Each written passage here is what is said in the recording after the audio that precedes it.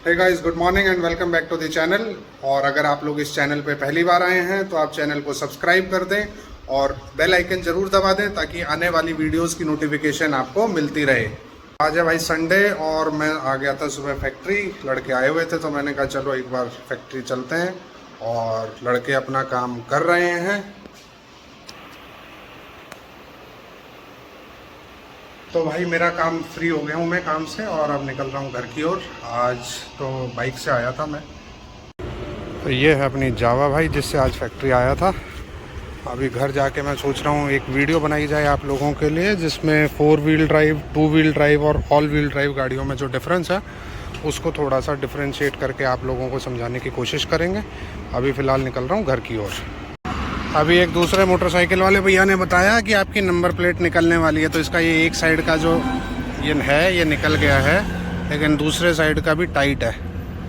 घर तक तो पहुंच ही जाएंगे भाई। और दूसरा एलन बोल्ट गिर गया है तो अभी कुछ कर भी नहीं सकते, अपने पास कोई टूल्स भी नहीं है। तो घर पहुंच के फिर देखते हैं इसका क्या इलाज करना है। तो आज अपने पास है भाई 3 चाबियाँ और ये तीनों अलग अलग सेगमेंट की गाड़ियां हैं। जैसे कि मैंने आपको बोला था कि 2 व्हील ड्राइव, 4 व्हील ड्राइव और ऑल व्हील ड्राइव तीनों के बारे में बताएंगे। सबसे पहले आते हैं हम फोर्ड इको स्पोर्ट पे। ये है 2 व्हील ड्राइव गाड़ी। ये मैनुअल गाड़ी है, मैनुअल गियर है इसमें और 2 व्हील ड्राइव है। अगले 2 टायर जो हैं सिर्फ वही इसमें फोर्स लगाते हैं। इन तो 2 व्हील ड्राइव में भाई आपकी ऑटो ट्रांसमिशन गाड़ियां भी आती हैं और मैनुअल ट्रांसमिशन गाड़ियां भी आती हैं। दोनों ऑप्शंस इसमें अवेलेबल होती हैं, लेकिन सिर्फ अगले 2 पहिए ही चलते हैं मोस्टली कार्स में।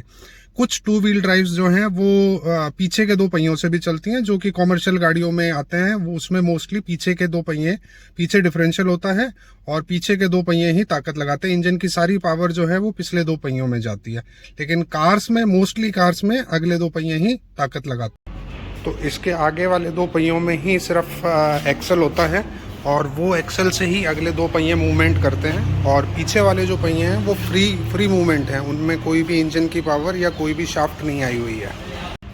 नेक्स्ट हम चलते हैं 4 व्हील ड्राइव में। 4 व्हील ड्राइव में मैनुअल और ऑटो दोनों ऑप्शंस आती हैं। अपने पास 4 व्हील ड्राइव में है जिप्सी। तो इसका जो फंक्शंस है वो मैं आपको अभी समझाता हूँ। ये है अपनी मैनुअल मारुति की जिप्सी 4x4। इसमें जो गियर्स हैं वो मैनुअल हैं और एक ये लीवर है। इसमें ऑप्शंस आती हैं अपने पास। इसको आपको 2 व्हील में चलाना है या 4 व्हील में चलाना है। 4 व्हील में चलाने के लिए भी 2 ऑप्शंस हैं इसमें, 4 हाई और 4 लो। इन दोनों में क्या डिफरेंस है वो मैं आपको बताता हूँ। नॉर्मल जब हम हाईवे पे चलते हैं तो इस गाड़ी को हम 2 व्हील में चलाते हैं, मतलब 2H पे चलाते हैं। हाई मतलब हो गया हाई गियर्स हैं जिसमें आप हाई स्पीड पे गाड़ी चला सकते हो।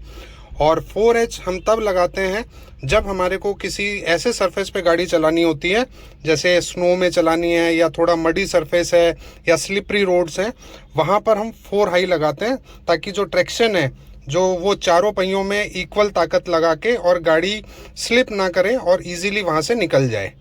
और 4L हम बहुत रेयर यूज़ करते हैं जब गाड़ी कहीं स्टक हो गई हो, बिल्कुल फंस गई हो और मिट्टी में फंस गई हो या कहीं पे भी ऐसी जगह फंस गई हो, वहाँ पर हम इसको 4L लगाते हैं। तो भाई गाड़ी अपन ने स्टार्ट कर ली है और इसको यूज़ करने का तरीका, जब आप नॉर्मल चलते हैं तो अपनी गाड़ी 2 हाई में लगी हुई है। यहाँ पे कोई 4 व्हील ड्राइव का साइन नहीं आ रहा, लेकिन जब हम जैसे इसको 4 व्हील पे लगाते हैं ये गाड़ी न्यूट्रल होनी चाहिए यहाँ पे, और ये हमने 4 व्हील ड्राइव पे लगा दिया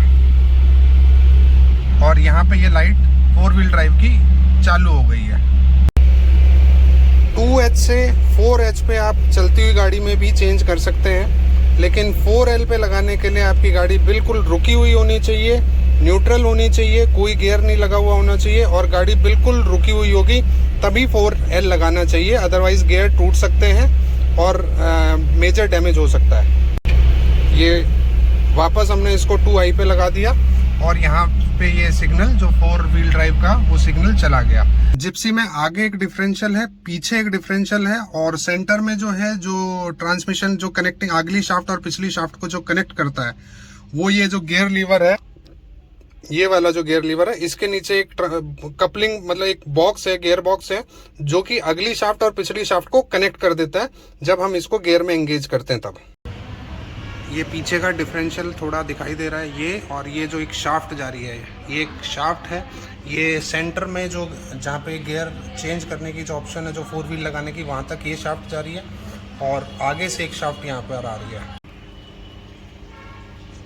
ये आगे से एक शाफ्ट जा रही है, और जब हम 4 व्हील को एंगेज करते हैं तो अगले डिफरेंशियल को भी पावर मिल जाती है, और अगला जो एक्सल है दोनों टायर्स का वो एंगेज हो जाता है और गाड़ी 4 व्हील पे आ जाती है।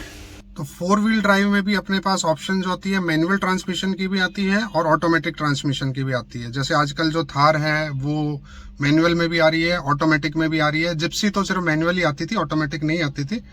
लेकिन बहुत सारी गाड़ियों में ऑटो में भी आपके पास 4 व्हील ड्राइव की ऑप्शंस आ रही हैं, जिसमें 4 व्हील को या तो आपके पास ऑप्शन होती है लीवर से चेंज करने की, या एक रोटरी स्विच होता है, आप उसके थ्रू भी उसको 2 व्हील या 4 व्हील में सिलेक्शन कर सकते हैं।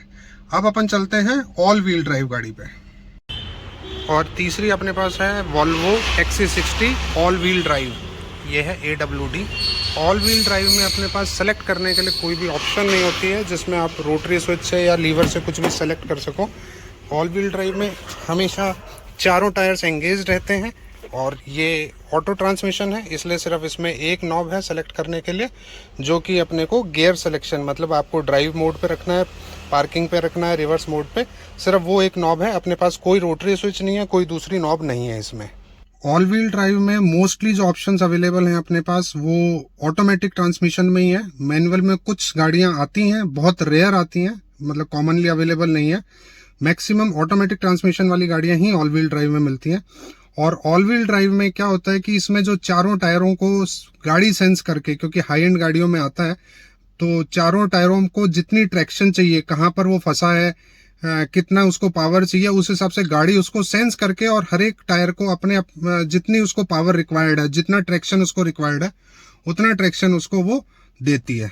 आई होप आपको आज की जो वीडियो है वो पसंद आई होगी, और आपको कुछ इन्फॉर्मेशन डेफिनेटली मिली होगी कि तीनों गाड़ियों में क्या डिफरेंस है। और अगर आप चैनल पे पहली बार हैं तो चैनल को सब्सक्राइब जरूर कर दें, और बेल आइकन को भी दबा दें ताकि आगे की नोटिफिकेशंस आपको मिलती रहे। आज एक नई चीज़ और सीखी है भाई, अगर आपने कोई दबा दिया है बटन और उसको कैंसिल करना है तो 2 बार दबा दो लिफ्ट के चलने से पहले। तो अगर आपने उसको 2 बार दबा दिया तो वो कैंसिल हो जाएगा, और लिफ्ट के चलने के बाद अगर आपने कैंसिल किया है तो लिफ्ट अपने से नेक्स्ट जो भी फ्लोर है वहाँ पर जाकर रुक जाएगी। तो अपन ने भाई ये स्क्रू भी लगा दिया है, अपने को मिल गया था यहीं पे, ये टाइट हो गया है, फिक्स कर दिया है नंबर प्लेट। तो गाइस आई होप आपको ये व्लॉग पसंद आया होगा, और अगर व्लॉग पसंद आया है तो वीडियो को लाइक कर दें, शेयर कर दें, और चैनल को सब्सक्राइब कर दें। मिलते हैं आपको अगले व्लॉग में।